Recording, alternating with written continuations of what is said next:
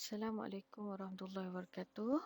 Hari ini kita akan belajar bahagian hadis yang bertajuk kemuliaan berdikari. Jom. Sebelum Ustazah menerangkan dengan lebih lanjut, mari sama-sama kita membaca hadis kemuliaan berdikari. An Abi Hurairah radhiyallahu anhu anin Nabi sallallahu alaihi wasallam qala la an yahtatiba ahadukum huzmatan ala zahrihi khairul lahu min an yas'ala ahadan fayu'tiyahu aw yamna'ahu. Riwayah Al-Bukhari. Jom kita apa yang dimaksudkan dalam hadis tersebut. La an yahtatiba ahadukum huzmatan ala zahrihi. Jika seseorang daripada kamu mengumpul kayu api dan menanggungnya di atas belakangnya untuk dijual. Khairul lahu min an yas'ala ahadan. Pasti lebih baik daripada dia meminta-minta kepada seseorang. Pasti lebih baik daripada dia meminta-minta kepada seseorang. Fayu'tiyahu aw yamna'ahu. Lalu orang itu memberi kepadanya atau menolaknya. Dalam hadis tersebut menceritakan tentang berdikari. Apa yang dimaksudkan dengan berdikari? Iaitu berusaha sendiri dan tidak bergantung pada bantuan orang lain. Itu yang dikatakan dengan berdikari. Maksudnya kita mampu melaksanakan sesuatu perkara ni dengan sendiri. Tapi bukan kita tidak meminta pertolongan langsung. Mana yang kita termampu buat, kita lakukan dengan berdikari. Okey. Konsep berdikari. Apa itu konsep berdikari? Macam mana kita nak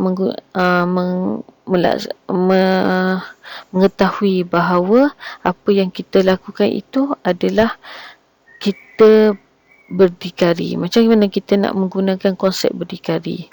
Iaitu menggunakan potensi diri yang dikurniakan oleh Allah SWT seperti kekuatan tubuh badan dan kecerdikan akal untuk perkara yang bermanfaat. Maksud kita tahu potensi diri kita tu macam mana. Kita gunakanlah potensi diri kita untuk melaksanakan sesuatu perkara dan Allah dah berikan kita akal untuk kita berfikir. Seterusnya, membebaskan diri daripada bergantung pada pihak lain demi memelihara maruah dan kemuliaan diri. Kalau kita sangat bergantung kepada orang, kelemahan kita pun orang akan nampak. Dan kadang-kadang orang akan menggunakan kelemahan kita untuk kepentingan mereka sendiri. Sebab itulah kita kalau boleh berdikarilah untuk mengelakkan daripada maruah kita tercemar dan menjaga maruah kita, makna kemuliaan diri kita. Seterusnya, meyakini kemampuan diri untuk melaksanakan suatu tugas. Selagi kita mampu, kita buat. Kalau kita tak mampu, mintalah pertolongan daripada orang. Tak semua, kalau kita tak mampu, jangan kita buat. Jadi kita tengok dulu kemampuan kita tu tahap mana. Berazam untuk meningkatkan kualiti diri, masyarakat dan negara.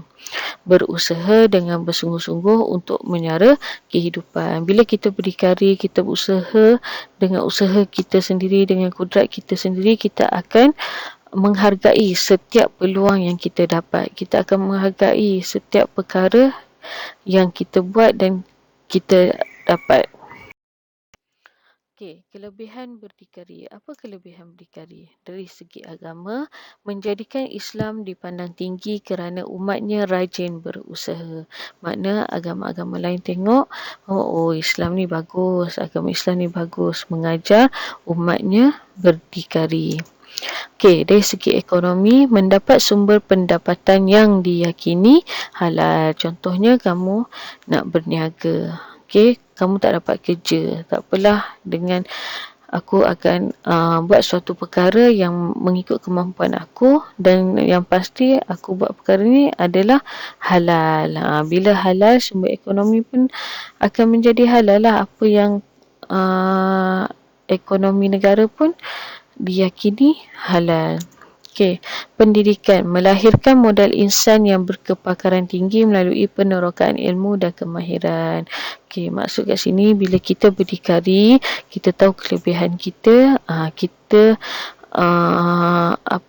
negara akan melahirkan orang yang berkepakaran tinggi. Maksudnya setiap orang ni, orang akan nampak, oh dia hebat dari segi ni, orang ni hebat daripada segi ni, orang ni hebat dari segi perniagaan, orang ni hebat dari segi kedoktoran, peladangan, pertanian. Jadi untuk menghasilkan ekonomi negara ni, kita hanya memerlukan rakyat negara kita je lah. Tak perlu menggunakan khidmat orang luar. Okay, sebab itulah pendidikan ni sangat penting. Okay, untuk kita mengetahui kelebihan kita apa yang mampu kita buat, dan kita lebih berkeyakinan. Okay, seterusnya, kemasyarakatan memperkasakan daya saing masyarakat untuk mempertingkatkan taraf hidup.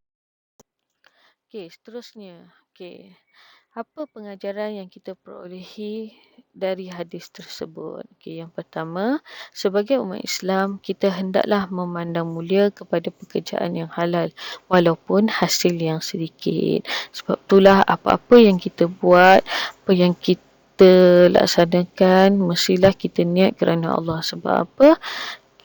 Kita akan merasakan walaupun duit tu kecil, bukan gaji berjuta-juta, bukan jadi gaji beribu-ribu, kita akan rasa syukur. Okay, yang penting kita akan rasa tak apalah gaji sikit tapi halal. Okay, seterusnya, sebagai umat Islam, kita hendaklah mencari ilmu dan kemahiran untuk mendapatkan pendapatan yang lebih baik. Antara pekerjaan yang paling bagus yang